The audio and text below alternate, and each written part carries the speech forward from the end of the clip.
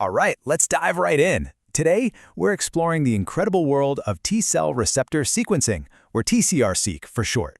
This is a technology that's sitting right at the heart of modern immunology, and it's letting us decode the beautiful complexity of our own adaptive immune systems. We're going to see how huge databases are turning all this raw data into some truly groundbreaking discoveries. So here's our game plan for today. We'll kick things off with the basics. What is the TCR universe? Then we'll get into why databases are so critical here. We'll take a quick tour of the major players, and then, and this is key, we'll look at the biggest challenge, just getting the data in the first place. After that, we'll explore a precision solution and see how it all comes together in a real-world discovery. Let's get started.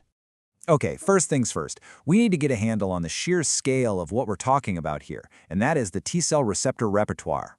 So, at its very core, what is a T-cell receptor?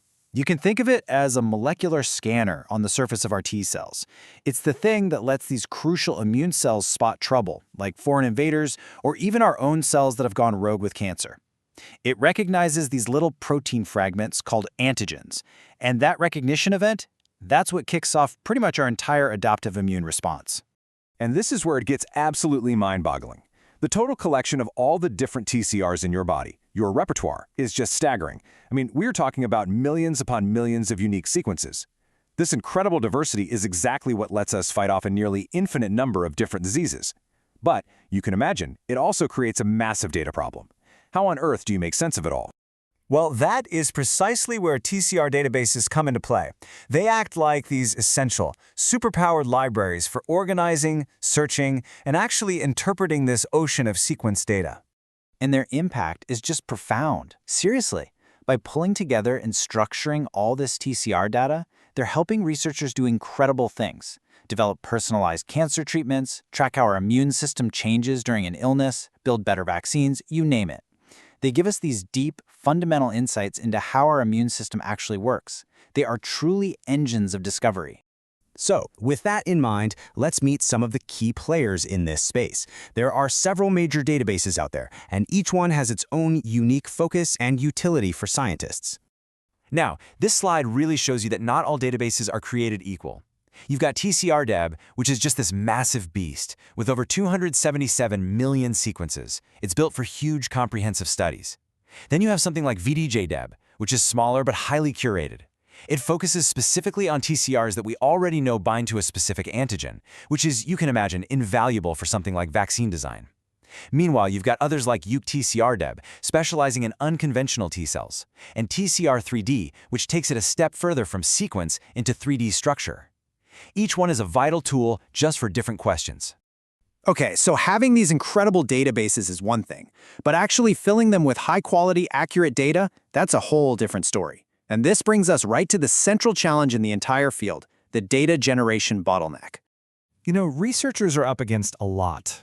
The data itself is just wildly complex. There's a real lack of standardization between labs, and our predictive models are still playing catch-up.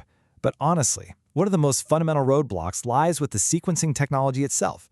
The most common methods can actually introduce biases and errors, which directly poisons the quality of the data before it even gets to a database.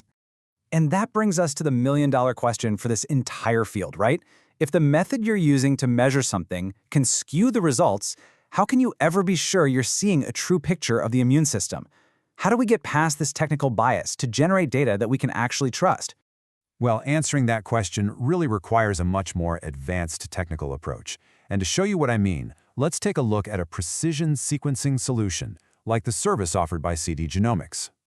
This comparison really gets to the heart of the technical difference. So, a lot of traditional methods use something called multiplex PCR. Think of it like using a giant messy net to catch fish. It requires this cocktail of primers that can accidentally amplify some TCR sequences way more than others. That creates what's called PCR bias. The alternative, a method called 5' race, is way more precise. It only needs one pair of primers, which dramatically cuts down on that amplification bias and gives you a result that's much more faithful to your original sample. Plus, it captures the entire TCR sequence, not just a piece of it. So the big takeaway here is how these advantages directly solve the challenges we just talked about. Lower bias, that means more accurate data, which is the absolute foundation for any reliable result. Getting the complete TCR sequence, that's critical if you want to study things like MHC interactions. And, of course, having a complete service that handles everything from different sample types all the way to bioinformatics just streamlines the entire research process. For any of the researchers watching, this slide lays out the nitty-gritty details.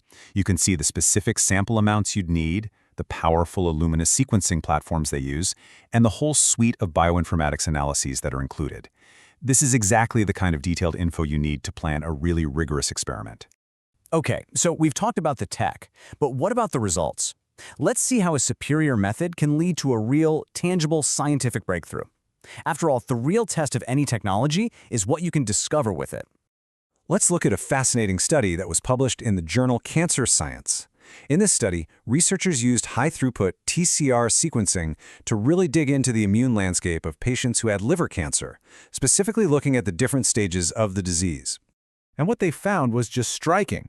They discovered that as the cancer got worse, as it progressed to its most advanced stage, the clonality of T cells in the patient's blood went way up. Basically, that means a few specific T cell types started to completely dominate the scene, and at the same time, the overall diversity of T cells plummeted. This strongly suggested that the immune system was mounting this highly focused, but ultimately narrowing, attack against the cancer.